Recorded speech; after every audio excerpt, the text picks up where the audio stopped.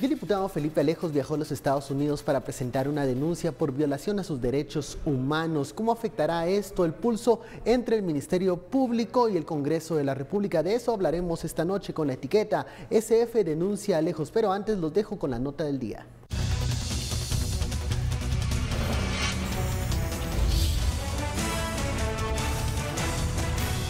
El diputado Felipe Alejos viajó a Washington para interponer una denuncia ante la Comisión Interamericana de Derechos Humanos. El congresista se quejó por la presunta violación a sus derechos por parte del MP y la CICIG por una investigación en su contra. Básicamente la denuncia se está interponiendo, como todos ustedes ya saben. El sistema de justicia en nuestro país está cooptado por el comisionado Iván Velázquez, está cooptado por la exfiscal Telma Aldana. ¿Qué más evidencia que desde 2016 me estaban investigando, que existe un análisis criminal, que solicitaron mis récords telefónicos en el 2017 en enero? Alejos es vinculado al caso Traficantes de Influencias y asegura que lo siguen investigando ilegalmente porque goza del derecho de antejuicio. Que me deje de estar mandando mensajes, amenazarme, que me deje de estar dando seguimientos, que deje de estar interviniendo mis llamadas y que deje de estar haciendo todo lo que está haciendo en este momento porque él sabe que es ilegal. El congresista ha podido presentar sus pruebas de descargo ante el juez pesquisidor que lleva su caso, pero no se ha presentado. Al ser cuestionado, aseguró que en su momento dará su defensa. En el momento procesal oportuno, yo estaré presentando las pruebas de descargo necesarias. Como le reitero, no tengo ningún problema. Es más que evidente, reitero, yo no voy a litigar en los medios de comunicación. Bienvenidos a Sin Filtro, la etiqueta de la noche. SF Denuncia Alejos. Profundizaremos en esta denuncia que realizó el diputado Felipe Alejos en Estados Unidos. Dice, porque se le están violando sus derechos humanos. Usted puede enviar sus comentarios, opiniones con la etiqueta SF Denuncia Alejos. Damos la bienvenida a nuestros analistas. Fernando Espina, muy buenas noches. Buenas noches. Philip Chicola, buenas noches. Buenas noches. Antes de comenzar este primer tema de la noche, tenemos que hacer una pausa porque vamos directamente al estadio Mateo Flores, en donde está realizándose el clásico. Ahí está Luis López para que nos dé el reporte de este encuentro deportivo. Adelante, Luis. ¿Qué tal, Benkei? Buenas noches. Bueno, concluyó el clásico 302 del fútbol guatemalteco con un empate sin goles. Cremas y Rojos se olvidaron de las anotaciones en este partido que llamaba la atención en esta sexta jornada. Y ya como estamos viendo, la afición está terminando de abandonar el estadio de la zona 5, sobre todo porque al final de cuentas de los 10.200 boletos que se pusieron a la venta, por lo menos calculamos que se vendieron la mitad, unos 5.000. Y en cuanto a lo deportivo, Municipal al final de cuentas en el segundo tiempo tuvo más opciones claras de gol en contra de Comunicaciones, pero tal vez lo que hay que resaltar es la condición tan deplorable que tiene la máxima instalación deportiva en cuanto al palco de prensa. Podemos observar entonces que el palco de prensa que se destina para lo que son los periodistas está en muy malas condiciones, sobre todo porque, como podemos observar, el techo prácticamente es una parte medio techada con una especie de lona y la otra prácticamente no hay nada. Abajo, como pueden observar, gracias a las tomas de Jorge Hernández, esto se inundó totalmente, y sobre todo porque habíamos alrededor de unos 30 periodistas cubriendo lo que es este partido. Y como les digo, es lamentable que la máxima instalación deportiva tenga estas condiciones, sobre todo porque hablan de cambios en cuanto al fútbol, hablan de apegarse a normas internacionales en cuanto para albergar partidos de primer nivel, y sobre todo porque este es el recinto que de una u otra forma es la cara en cuanto al deporte a nivel internacional. Pero bueno, así terminó el clásico entonces, sin goles. Cremas y Rojos, los cremas siguen invictos, sobre todo porque siguen en primer lugar, aunque a 2 puntos del Deportivo Iztapa, que es el segundo lugar, y los rojos que siguen de la media tabla para abajo en cuanto a las posiciones. Vamos a ver entonces qué depara la séptima jornada el próximo fin de semana. Por el momento los cremas son los únicos líderes, a 2 puntos de Iztapa, como les repito, y de ahí algunos resultados importantes como el que se dio en Quetzaltenango, Chantra, Siquinalá también en otro de los juegos nocturnos, y por la tarde también el partido del empate entre Sanarate y Malacateco, y la victoria de Iztapa a primera hora, que fue el primer partido que marcó esta quinta jornada del fútbol guatemalteco. Victoria 2-1 frente al Cobán Imperial. Este es mi reporte entonces, sin goles el clásico 303 del fútbol guatemalteco, y vamos a ver qué nos depara porque aún hay partido mañana jueves a partir de las 7 de la noche en el Estadio San Miguel Petapa, donde el equipo de Petapa recibe nada más y nada menos que a la antigua GFC. Este es mi reporte con imágenes de Jorge Hernández desde el Estadio Nacional Doroteo Guamuch Flores. Por una Guatemala en paz, Noticiero Guatevisión, Luis López. Muchísimas gracias, Luis. El reporte de este clásico empate sin goles ya nos daba los detalles, Luis, algunos futbolísticos y otros no tanto, pero que llaman mucho la atención también. Volvemos al tema de la noche, la etiqueta. SF denuncia a Lejos. Bueno, conocimos mucho de esta denuncia que presentó el diputado Felipe Lejos por algunas notas que él mismo posteó en sus cuentas oficiales de Twitter, en donde él dice, llevó a la Comisión Interamericana de Derechos Humanos esta denuncia en contra de la exfiscal del Maldana y del comisionado Iván Velázquez. Comencemos con esto. Philip, este primer tema, la denuncia. Contextualicemos de dónde viene el debate. Y creo que este debate da para una discusión, digamos, muy profunda respecto de los límites del derecho de antejuicio. Básicamente, de lo que yo entiendo de la... ¿Vas a mencionar el tuit que también publicó el comisionado hoy en la mañana? A eso vamos. Bueno. A ver, de lo que yo entiendo que es la denuncia que está haciendo Felipe Alejos, él lo que está argumentando es que se le está violentando su derecho de antejuicio, y esto es su argumento, no es mi posición. Él lo que está diciendo es que, vean, a él se le empezó a realizar una investigación a pesar de que goza del derecho de antejuicio. Y ahí es donde él señala, que era lo que veíamos en la nota del inicio del programa, como por ejemplo hubo solicitudes de información respecto de, por ejemplo, sus números telefónicos, hubo solicitud de información de su persona, etcétera, etcétera. Entonces lo que dice, y este es el argumento, digamos que el argumento central, el argumento de Felipe Alejos es que el derecho de antejuicio prohíbe a las instituciones de justicia investigarlo. A raíz de ello, el día de hoy por la mañana, el comisionado de la CICIG, Iván Velázquez, publica un tuit en donde básicamente cita o coloca, digamos, una fotografía del artículo 161 de la Constitución Política de la República, que habla de las prerrogativas de los diputados, y básicamente dice, y el tuit del comisionado dice: solo por recordar, el derecho de antejuicio de los diputados no implica que no pueden ser investigados, sino la garantía de no ser detenidos ni juzgados. Entonces aquí es donde, como le digo, creo que es el tema a debatir, más allá, digamos, de la denuncia de Felipe Alejos. El tema a debatir, porque creo que es de donde podemos extraer más riqueza de la discusión, es entender los límites del derecho de antejuicio. ¿Hasta dónde llega el derecho de antejuicio? Y aquí es donde yo planteo la primera hipótesis. Para mí, la posición de Felipe Alejos está mal, está equivocada, por una muy sencilla razón, porque si nos vamos a la ley en materia de antejuicio, la ley en materia de antejuicio establece claramente, y eso lo dice el artículo 3, derecho de antejuicio es la garantía que la Constitución y leyes específicas otorgan a los dignatarios y funcionarios públicos de no ser detenidos ni sometidos a procedimiento penal ante los órganos jurisdiccionales sin que previamente exista declaratoria de autoridad competente que ha lugar formación de causa. O sea, el antejuicio básicamente es una protección a no ser detenido, a que no inicie un proceso penal, pero en ningún momento, el antejuicio prohíbe a los órganos de investigación realizar la investigación preliminar. O sea, ahí es donde está el problema de la posición de Felipe Alejos, que él básicamente dice: antejuicio es una coraza, a mí no me pueden tocar. Nadie. No es así.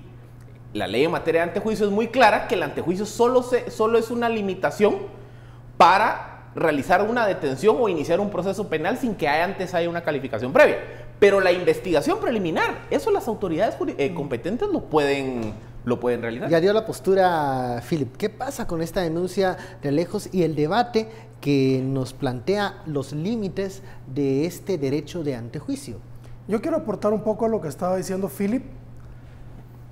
El proceso penal inicia con la investigación del Ministerio Público, pero el antejuicio, si lo dividimos en dos, se dice antejuicio. Quiere decir que es una prerrogativa antes de ir a juicio. Ir a juicio quiere decir judicializar.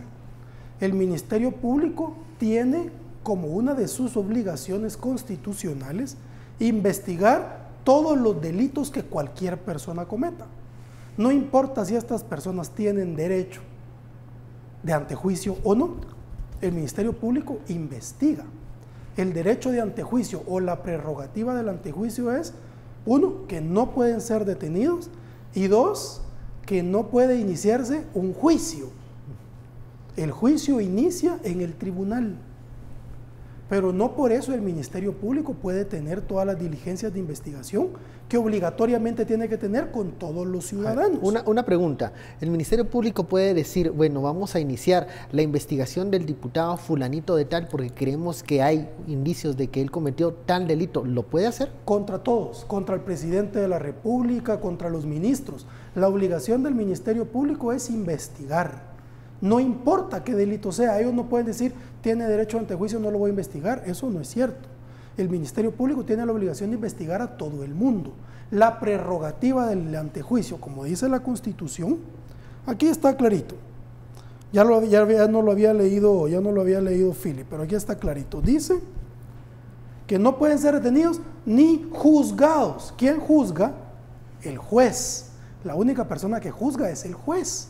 Entonces no pueden ser llevados a un juicio ante un juez si no se ha declarado con lugar que hay suficientes indicios, que hay que retirarles el antejuicio. El Ministerio Público, eso es así, o sea, el Ministerio Público tiene que investigar a todo el mundo, al presidente, al vicepresidente, a los ministros, al diputado Alejos, a todos los tiene que investigar. Déjeme, seguir construyendo sobre el argumento, porque ya vimos qué dice la ley en materia de antejuicio. Vámonos al Código Procesal Penal, artículo 293.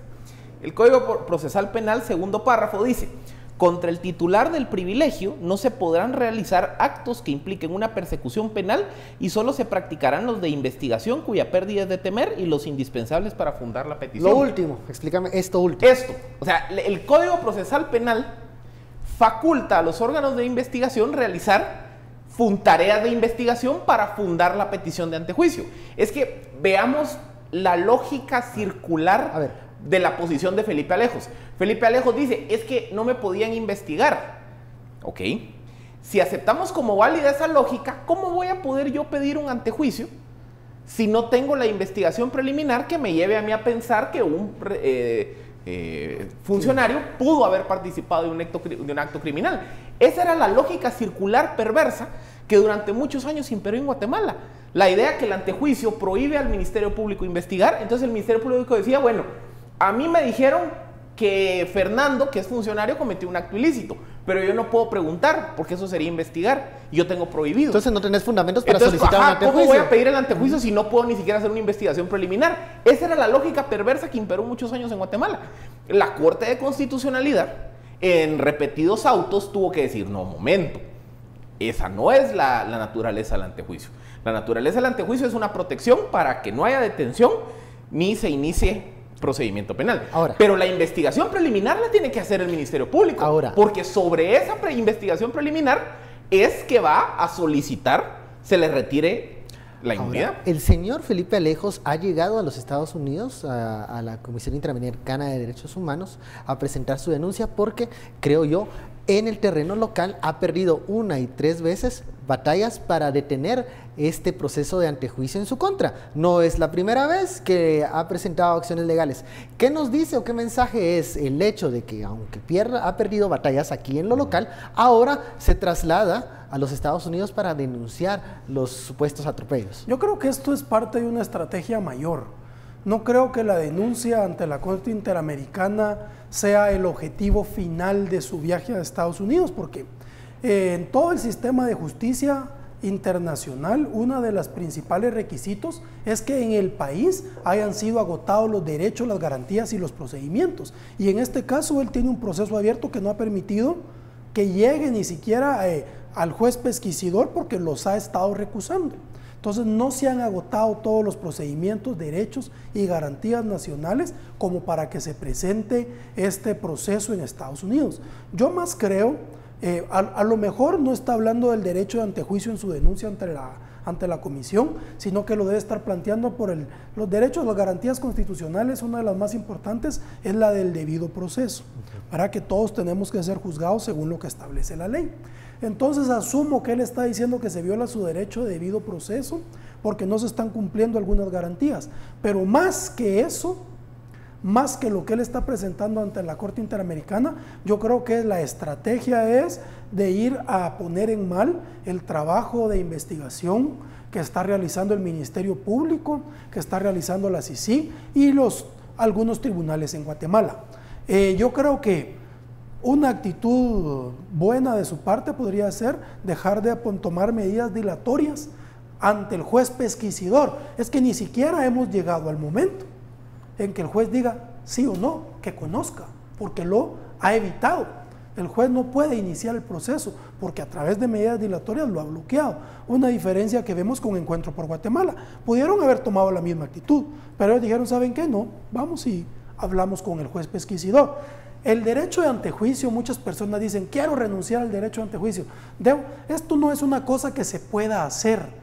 ¿Por qué? Porque el derecho de antejuicio es un derecho que es parte del cargo que las personas ostentan.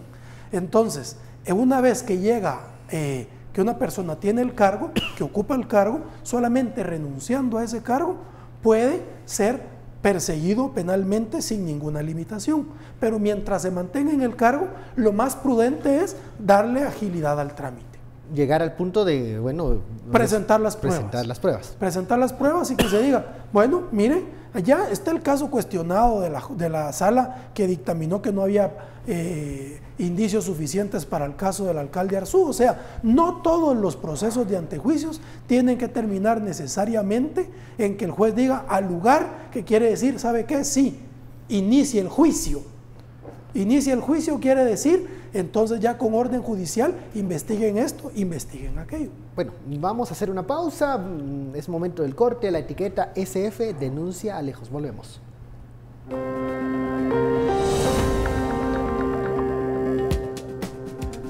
¿Qué pasa con el antejuicio del presidente Jimmy Morales? Él ya dio una respuesta.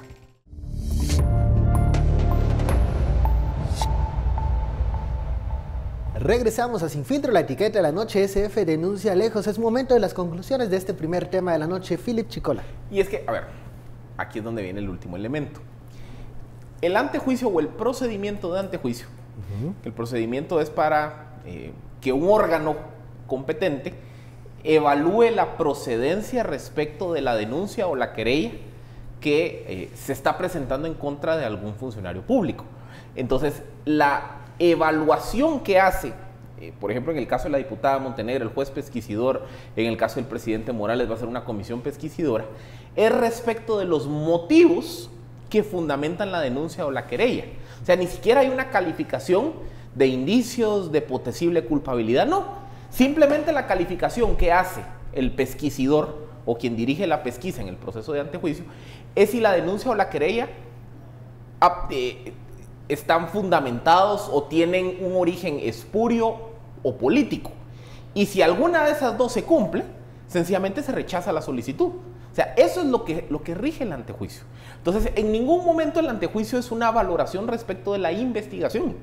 El antejuicio no es una protección absoluta, simplemente es un procedimiento en donde ya sea que un tercer actor presente una querella contra un funcionario, en este caso el Ministerio Público y la CICIG presentan una denuncia. El antejuicio no es nada más que el procedimiento para evaluar si esa querella o esa denuncia está motivada en intereses espurios o políticos. Pero para sustentar esa eventual querella o esa eventual denuncia, hay un margen de maniobra que permite a las instancias de investigación poder realizar la investigación preliminar. O sea, eso es algo que tenemos que tener claro, porque siempre, en absolutamente todos los procesos, bueno, no todos, ya vimos que Ninés Montenegro pues no ha adoptado la posición, digamos, de entorpecer el proceso, pero ocurrió, por ejemplo, con Otto Pérez Molina, ocurrió ahora con Felipe Alejos, ocurrió, me recuerdo, también con Blanca Stalin, que básicamente lo que dicen es que la solicitud de antejuicio es improcedente porque me investigaron, esa investigación es ilegal. Otra vez, la lógica siempre del funcionario que se siente perseguido es argumentar que la investigación no procedía. Cuando ya vimos que por todos lados los diferentes cuerpos legales me dicen, puede investigar. El antejuicio lo único que va a calificar es los motivos detrás de la presentación de la denuncia o la querella. ¿Qué va a pasar con el tema de Felipe Alejos? ¿Va a prosperar esto? ¿Va a continuar presentando acciones legales para que no se desarrolle o evolucione este proceso de antejuicio?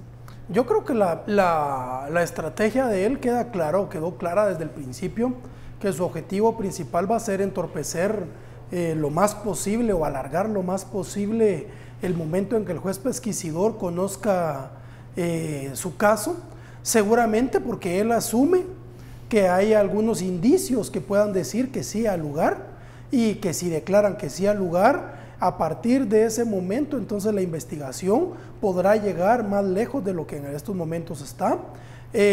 Como les digo, llama la atención esto, ¿verdad?, de sus denuncias, lo que él está presentando, porque, a ver, si nosotros hablamos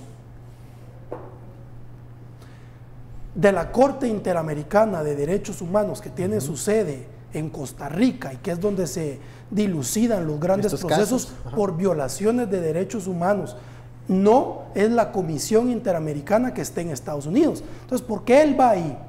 ¿Con quién más fue a hablar?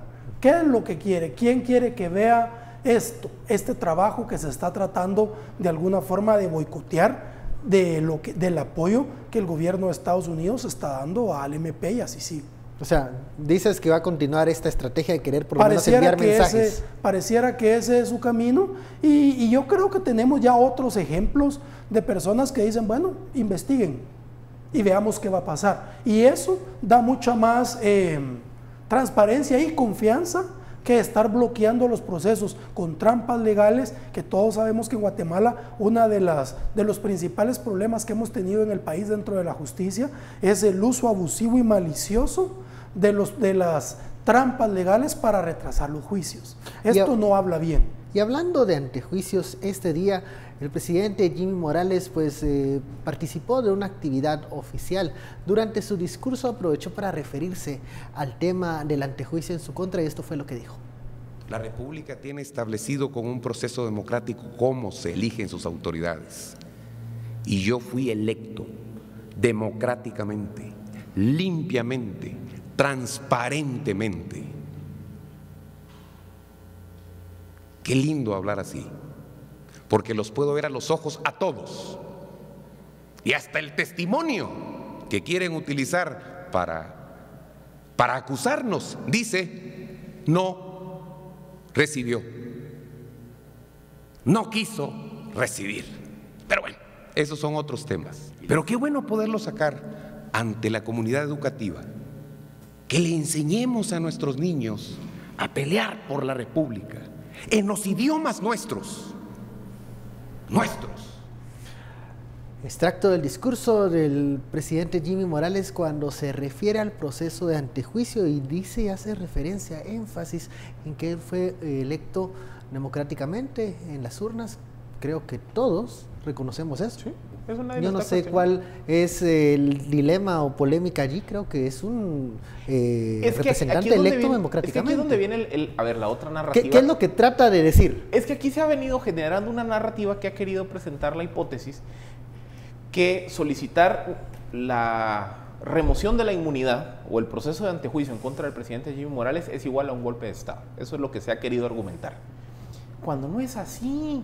Si aquí lo único que se está haciendo es que se levante el antejuicio para que se inicie un proceso penal que permita dilucidar qué es lo que ocurrió en cuanto al caso de financiamiento electoral ilícito. O sea, y así el proceso avanza y hay una sentencia condenatoria, pues bueno. Pero aquí no se está diciendo bájense al presidente o es un golpe de Estado. No, es simplemente, miren, permitir que los órganos jurisdiccionales, las instancias judiciales hagan su trabajo. ¿Y cuál es su trabajo? Bueno, hay una denuncia, hay un testimonio, el de Paulina Páez Riera, que argumenta que ella estuvo presente cuando Jimmy Morales, en su calidad de secretario general, participa de una reunión en la que acepta que haya una donación al partido que se haga fuera de las finanzas o de la estructura formal del partido. Okay. Eso es lo que la investigación preliminar ha arrojado.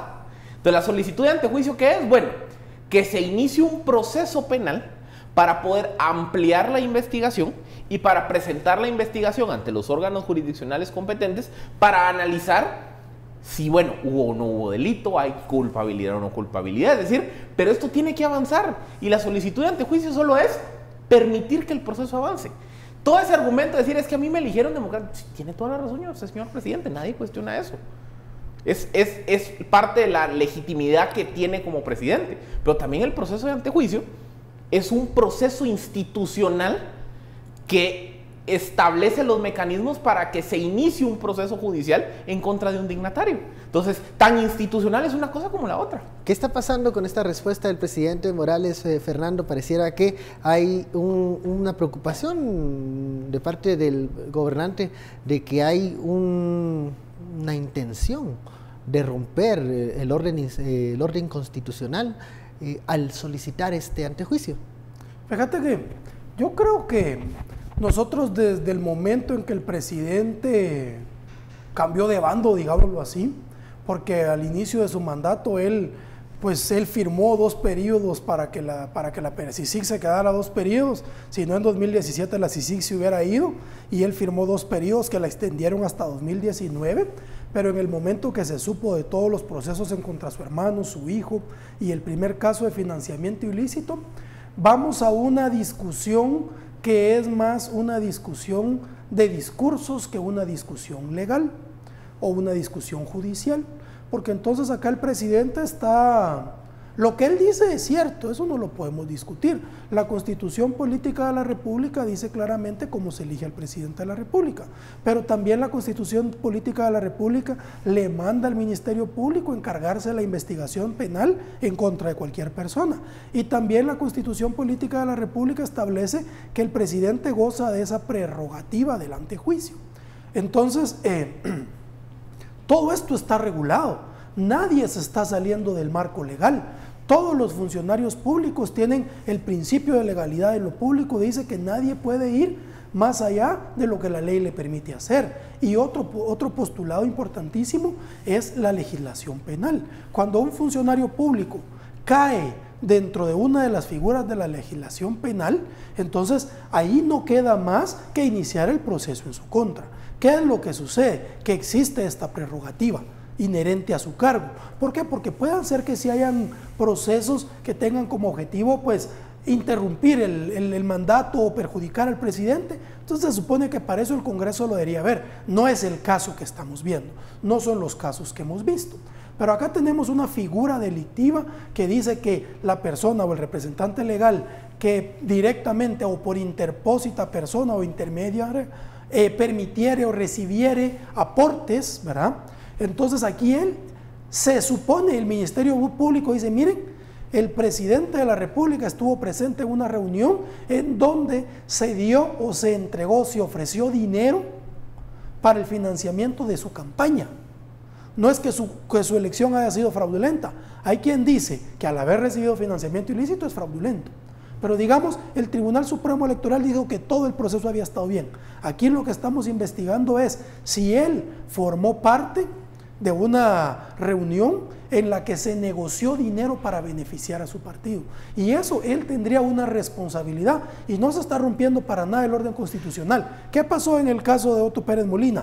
Digamos, si quitan al presidente Jimmy Morales porque se demuestra que cometió un delito, entonces la misma Constitución dice que subirá el vicepresidente Jafet Cabrera, que se propone una terna, el Congreso escoge al vicepresidente. Si quitan al vicepresidente Jafet Cabrera porque se le vincula con un caso de financiamiento ilícito tal o cualquier otro caso de corrupción, sube la persona que estaba en la vicepresidencia a la presidencia y así sucesivamente. Entonces no estamos hablando de romper ningún orden constitucional, no estamos hablando que alguien venga y esté rompiendo la República de Guatemala. ¿Por qué? Porque todo eso está regulado en la Constitución Política. La Constitución Política es la que establece las reglas del juego.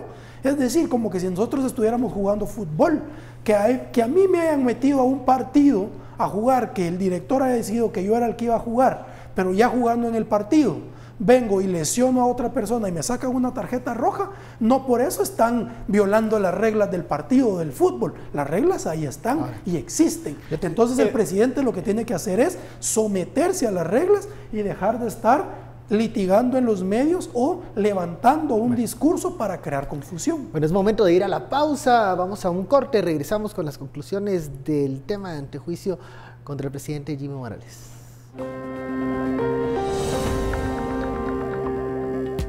Además de las conclusiones del tema del antejuicio, ¿qué sucede en el Congreso de la República y por qué es el ojo del huracán en la controversia nuevamente?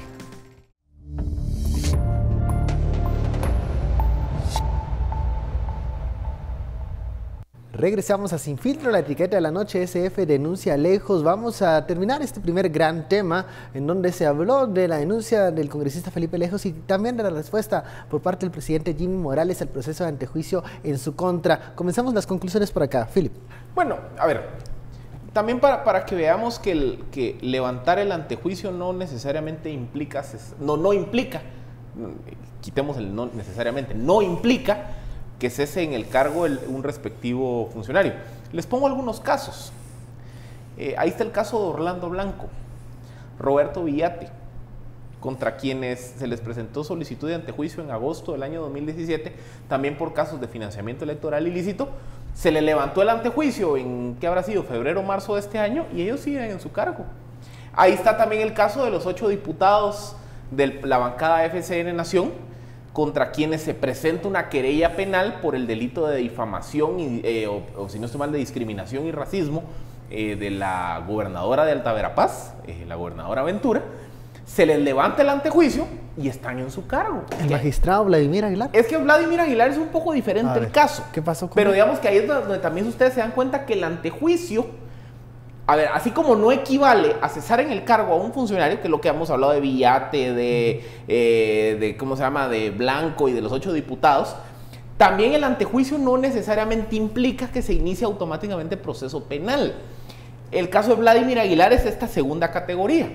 En el año 2016, en el marco del caso de Terminal de Contenedores Quetzal, el caso que es el TCQ, la investigación preliminar arroja indicios de una posible participación de Vladimir Aguilar en esa trama. ¿Por qué? Porque él, como Procurador General de la Nación, había participado en la suscripción de algunos dictámenes, etcétera, etcétera. Él en ese momento era magistrado de la Corte Suprema de Justicia. Viene el Ministerio Público y la CICIG, presentan solicitud de antejuicio contra Vladimir Aguilar, y aquí es donde viene lo atípico de su caso. Él dice: yo renuncio, yo renuncio. O sea, yo quiero que, no solo quiero que esta denuncia no manche la figura de una magistratura de la Corte, sino que aparte, mediante mi renuncia, yo automáticamente me pongo a disposición de los órganos jurisdiccionales. Y efectivamente el magistrado Aguilar renuncia, automáticamente él pierde el derecho de antejuicio y no ha pasado nada, no hubo proceso penal. ¿Por qué? Porque, a ver, cuando se levanta el antejuicio, se permite que los órganos de investigación puedan realizar actos iniciales del proceso penal. Y eso permite entonces que el proceso ya vaya a dar con un juez contralor. Y entonces ese juez contralor es el que va a ir controlando la investigación y va a empezar a decir: mira, aquí no hay indicios de acto delictivo, o aquí no hay indicios de participación de esta persona en este acto delictivo. Entonces el antejuicio, o que se le levante el antejuicio a un funcionario, no es igual a que el día de mañana hay proceso penal. ¿Qué pasó en el caso de Otto Pérez? Bueno, porque el caso de Otto Pérez, los indicios eran muy profundos que permitían pensar que había participación directa y responsabilidad del actor en la posible comisión de hechos delictivos. Pero cuando esa relación de causalidad no es tan obvia, se puede levantar el antejuicio y no necesariamente puede venir un proceso penal acompañado, no necesariamente hay una detención. O sea, son dos cosas separadas. Es que aquí nos han querido vender la idea que solicitar antejuicio contra el presidente de golpe de Estado es parte del sistema de frenos y contrapesos, es parte del sistema republicano que existan instituciones como esta. ¿Qué va a pasar? Conclusiones en el tema del proceso contra el presidente. Fíjate que me piden que hagamos una aclaración respecto de la situación del antejuicio. En realidad, como les explicaba hace un momento, el Ministerio Público no tiene... el Ministerio Público hace las investigaciones exactamente iguales para todo el mundo. y presenta sus denuncias. Entonces el Ministerio Público hace una investigación contra el diputado Felipe Alejos, o contra el presidente, o contra la diputada Ninette Montenegro, y cuando hace esa investigación, el Ministerio Público va a la Corte Suprema de Justicia o a la Torre de Tribunales, y hay un lugar que se llama el Centro de Gestión Penal, y presenta la denuncia. Y cuando se presenta la denuncia, a cualquier juez que la denuncia le llegue, que sepa que ese funcionario tiene derecho de antejuicio, está obligado a remitirlo a la Corte Suprema de Justicia. El Ministerio Público no es que vaya y presente una solicitud de quitar el antejuicio, sino que son los jueces los que tienen que encargarse de ver esa situación, ¿verdad? Entonces, como el antejuicio es un derecho del cargo, se presenta la denuncia, el Ministerio Público no puede obviarlo, presenta la denuncia y entonces ya el juez dice, yo no lo puedo seguir en este caso hasta que no se declare que otro juez que se le puede levantar el antejuicio. Pero no es como que al presidente no se le está solicitando que se le levante el antejuicio. Al presidente se le presentó una denuncia por delitos. Sin embargo, él goza del derecho de antejuicio, ¿verdad? Entonces no es que estemos acá rompiendo un orden constitucional, que estemos rompiendo un orden legal. Es más, el derecho constitucional es lo que a él le hace tener esta prerrogativa de, antes de ser juzgado, que el Congreso haga un análisis si no son motivos políticos o espurios. Un comentario rapidito, un tuit, lo acabo de retuitear en mi cuenta, Cisco Valladares Molina, embajador de Guatemala ante el Reino Unido, y quien pues ha sido un asesor cercano, o por lo menos así se ha hablado, que ha sido un asesor cercano del presidente Morales. En un tuit del 13 de agosto, para que miren, un asesor del presidente Morales lo dijo: no es cierto que sea prohibido investigar a los funcionarios que gozan de inmunidad si previamente no se declara con lugar un antejuicio en su contra. Lo que la Constitución prohíbe es que se les detenga o se les juzgue, no que se les investigue. ¿Cómo sustentar sin investigar? Por favor. O sea, Cisco Valladares Molina, asesor del presidente, embajador de Guatemala ante el Reino Unido, quien ha sido crítico de algunas actuaciones del MP y la CICIG, tiene exactamente el mismo criterio que se puede hacer investigación preliminar. O sea, ¿cómo sustentarlo sin una investigación previa para que se le declare o no si se le retira el derecho de antejuicio? Vamos al segundo tema de la noche. ¿Y qué sucede en el Congreso de la República? Porque hay polémica en la 9ª Avenida. ¿Y qué tiene que ver la ley de protección de la vida y la familia? Veamos la nota.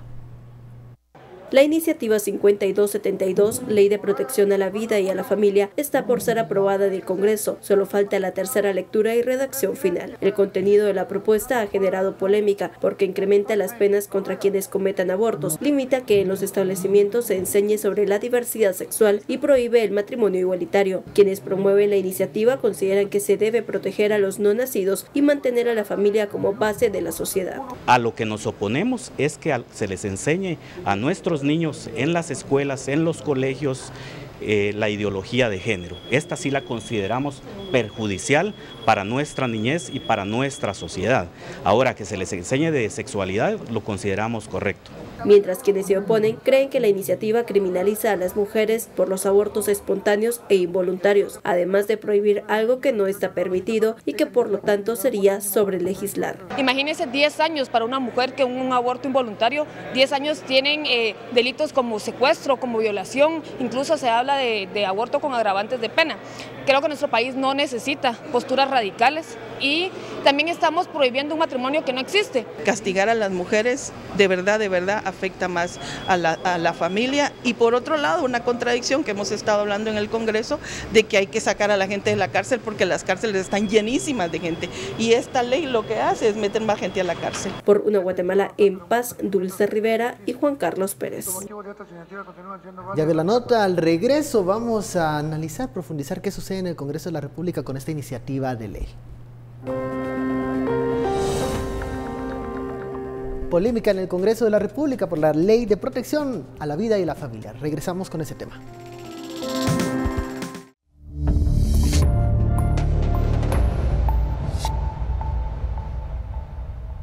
Regresamos a Sin Filtro, es el segundo tema de la noche realmente. ¿Qué sucede con la iniciativa de Ley de Protección a la Vida y la Familia y por qué hay tanta polémica centrada en ese tema? Philip Chicola.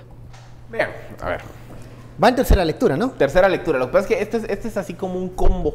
de paquetes polémicos, porque incluye dentro de una misma ley, 2, 3 temas que generan polémica en cualquier parte del mundo. Pero en una sociedad de características conservadoras como la Guatemala, hagan de caso que eso es inyectarle esteroides a la polémica. El tema del aborto, el tema del matrimonio igualitario, no solo del reconocimiento, sino también de la enseñanza o de la difusión de las ideas de matrimonio igualitario. Yo no quisiera entrar a discutir la sustancia y decir yo estoy a favor, en contra de A, B y C, porque vamos a pasar horas debatiendo. Porque son temas polémicos. Y es más, yo creo que eso requiere un programa específico. Para cada uno de los temas. Para cada uno de esos temas. Porque yo creo que aquí la discusión del aborto tiene toda una complejidad. Todo el tema del matrimonio igualitario es otra dinámica. Entonces, por eso yo no quisiera entrar, digamos, en la sustancia, sino quedarnos, digamos, en el contexto. Primero, esta es una ley, como les digo, combina 3, 4 temas polémicos y es una bomba nuclear. Segundo, en un contexto de polarización como el que hay ahorita en Guatemala, esta ley lo que viene a hacer es a generar todavía más polarización social. ¿Por qué? Porque no solo ya había una fragmentación y polarización social en relación a los temas de derecha, izquierda, pro lucha contra la corrupción, anti lucha contra la corrupción, pro gobierno, pro sí, sino que ahora le metemos otra variable más, que es ¿qué pensás de la 52-72? ¿Estás a favor, estás en contra, a favor o en contra del aborto, a favor o en contra del matrimonio igualitario? ¿Y esto qué pasa? Pareciera que la tensión social va aumentando. Y esa polarización o ese aumento de la tensión social, lo que empieza a provocar son mayores grados de conflicto y enfrentamiento entre la misma ciudadanía. Cosa que ya tenemos bastante. Entonces, se avisora, digamos, un escenario todavía más complicado. Y luego, yo creo que aquí, yo no sé si la ley se va a aprobar. Y no por la sustancia, no por decir si estás a favor, en contra de X o Y punto. Yo no sé si la ley se va a aprobar por el puro balance de fuerzas en el Congreso, que lo hemos hablado. Conseguir 80 votos en este Congreso, como está ahorita de fragmentado, es dificilísimo. Pero entonces, indistintamente de si se aprueba o no se aprueba, creo que lo que se está empezando a generar es un contexto en donde la discusión de todos estos temas se va a terminar convirtiendo en un centro de debate del proceso electoral 2019.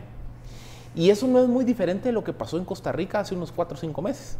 En Costa Rica hubo una discusión similar y hubo una dinámica similar, en donde hubo toda una discusión respecto del matrimonio igualitario, del tema del aborto, 3 o 4 meses antes de la elección, y resulta que la tónica de la elección era: ¿estás a favor o en contra del aborto? Y el candidato minoritario que capitalizó ese discurso se catapultó como uno de los dos principales. ¿Y aquí qué pasó? Entonces, digamos que surge una opción muy conservadora, que era un expastor, el pastor Alvarado, que él se opone en Costa Rica al aborto, al matrimonio igualitario, y él empieza a crecer. Pero frente a esa opción surge otro candidato, que es él, que resultó electo presidente, que también es de apellido Alvarado, que era el sucesor del presidente Solís, que él adoptó un discurso progresista, llamémosle así. Y entonces la dinámica de la elección fue una pugna, no en función a temas económicos, agenda política, lucha contra la corrupción, no, es dónde estás parado respecto de estos temas. Y esa fue la dinámica de la elección. Costa Rica, que es una sociedad menos conservadora que Guatemala, pues ahí es donde vimos el patrón del voto, que se volcó, digamos, por la opción progresista. Pero lo que yo creo que está pasando aquí en Guatemala es que estos temas se están fermentando en el escenario político nacional. Y esa fermentación seguramente lo que va a provocar es que en el 2019, en el año electoral, no vamos a estar hablando de lucha contra la corrupción o no vamos a estar hablando de reactivación económica, de seguridad, no. Me temo que la dinámica de la campaña va a terminar regresando sobre este tema. Se está fermentando tal vez la agenda para un candidato en particular. Fernando, ¿qué pasa con esta polémica? Yo quiero dividir mi intervención en 2 partes. Primera parte, vamos a hablar un par de comentarios directos sobre la ley, y la segunda parte, ahondar en lo que está diciendo Philip, porque yo coincido plenamente que ese es el objetivo real. Yo tuve la oportunidad de leer la ley y según yo, esta no es una ley que haga ningún aporte real a la sociedad guatemalteca. Le llaman la ley de protección a la familia, pero en realidad es una ley que tiene un tinte bastante homofóbico, que tiene un tinte bastante encaminado contra los avances que hay en los derechos de las mujeres y en los avances que hay de otros grupos de la diversidad sexual, y es una ley que tiene un aspecto que a mí me llamó mucho la atención cuando dicta una política de Estado, porque esta ley dice que ningún funcionario público adentro o fuera del país puede hablar fuera de los temas que la ley le dice que tiene que opinar respecto de cómo es una familia, que una familia es únicamente un hombre y una mujer y sus hijos, cuando nosotros sabemos que eso ya es una realidad fáctica. O sea, no porque yo quiera o deje de querer que hayan personas que quieran tener una unión del mismo sexo, eso va a dejar de existir. No porque la ley lo prohíba, no porque la ley le diga a las mujeres que no pueden abortar, las mujeres van a dejar de abortar. En otros países hemos tenido avances importantes en esos sentidos, que lo que han hecho es que han reducido los índices de mortalidad de las madres que abortan por alguna de las situaciones que se han regulado. Y otra cosa es que esta ley casi que está mandando, casi que está obligando a denunciar pactos internacionales de derechos humanos que Guatemala ha firmado. Entonces, en esto último, ¿qué consecuencias puede tener? Mira, yo aquí lo que veo es, en primer lugar, coincido bastante con Philip que la ley difícilmente va a avanzar. Difícilmente va a avanzar, porque miren, en el Congreso no nos hagamos bolas, la ley es un trámite, decir la primera y la segunda lectura, esas lecturas no existen. Lo que en realidad importa es la lectura por artículos, el tercer debate, redacción, lectura y redacción por artículos. Eso es lo que importa. Si a eso pasa, avanza. Como la reforma constitucional, recuerden el tema de la reforma constitucional. Entonces, hasta ahí lo vamos a ver. Pero si, digamos, esto llegara a pasar, yo veo que con un planteamiento bien justificado, la Corte de Constitucionalidad podría declarar inconstitucional varios de los artículos que están ahí, porque cuando la Corte de Constitucionalidad hace una interpretación, lo hace con el bloque de constitucionalidad, y el bloque de constitucionalidad incluye no solo la Constitución Política de la República, sino que también incluye los tratados y convenios internacionales que Guatemala haya firmado. Quienes integraron esta iniciativa de ley, asesores y diputados, creo que están con pleno conocimiento de esas consecuencias. Entonces, aquí regresamos al tema del cóctel molotov legislativo ahora, para generar polémica. Mira, yo creo que a ese es el otro aspecto a donde yo iba a ir. Primero, recordemos nosotros que este gobierno ha sido un gobierno que ha estado muy cerca de un sector religioso, que lo vimos cómo respaldó el movimiento de la embajada hacia Jerusalén. Y también es parte de ahí que surge esta iniciativa. Vemos cómo muchas iglesias han estado, sabemos que la iniciativa es propuesta por una de las iglesias, y cómo muchas iglesias han estado impulsando el avance de esta iniciativa, y que entonces estas iglesias se vuelven una parte del voto duro de un movimiento. No estamos diciendo, ellos están tratando de quedar bien con el grupo grueso que votó por ellos por una convicción religiosa. Entonces, esta convicción religiosa están tratando de mantenerla viva y de alargarla al máximo al momento de las elecciones. ¿Por qué? Porque las elecciones van a estar cargadas de moral. Vamos a tener a la derecha conservadora diciendo que nos quieren robar el país, que como no pueden ganar las elecciones quieren quitar al presidente y a todos a través de golpes judiciales, que quieren imponer la ideología de género, que quieren intervenirnos internacionalmente. Y por el otro lado vamos a tener un sector bastante más progresista que recordemos cómo cuestionaron a la exfiscal Telma Aldana el día que puso la bandera de la diversidad en el Ministerio Público. Entonces ahí yo coincido mucho con Philip que esto es una herramienta que se está utilizando muy claramente con un objetivo político electoral de mantener cautivo a un grupo de votantes que cada vez es mayor en el país. Ahora, yo recuerdo la última elección cuando se realizan los diversos foros con los candidatos. En algunos de estos foros incluso son organizados por agrupaciones religiosas, pero en cada uno de estos temas que integra la iniciativa 5272, las posturas de los candidatos son las mismas. Por eso no sé si se va a poder utilizar eso como un fusible de polémica para dividir y fragmentar la discusión de la campaña. Es que es más que, a ver, lo que creo que va a ocurrir aquí es, más que ser un fusible de polémica entre partidos, va a ser un fusible de polémica entre sectores del país. Porque exactamente ese punto iba yo. Yo no, a ver, con la excepción de Sandra Morán y del Partido Convergencia, yo no he escuchado a ningún partido. ¿No tenían candidato presidencial, por ejemplo? Yo no he escuchado a un solo partido político en Guatemala decir que esté a favor del aborto, del reconocimiento del matrimonio entre personas del mismo sexo y temas por el estilo. O sea, en general, por lo menos de lo que yo recuerdo, las últimas 3 o 4 campañas, todos los partidos políticos en Guatemala se terminan posicionando, digamos, desde el lado conservador de la ecuación. Entonces, por eso es que yo no veo que este tema vaya a ser un foco de polémica entre los partidos, entre los competidores del proceso electoral, sino que va a ser un foco de polémica a nivel de la estructura social del país, que es un poco toda esta discusión que se ha venido generando en los últimos 2 años de polarizar al país respecto de percepciones de derecha, izquierda, pro gobierno, etcétera, etcétera.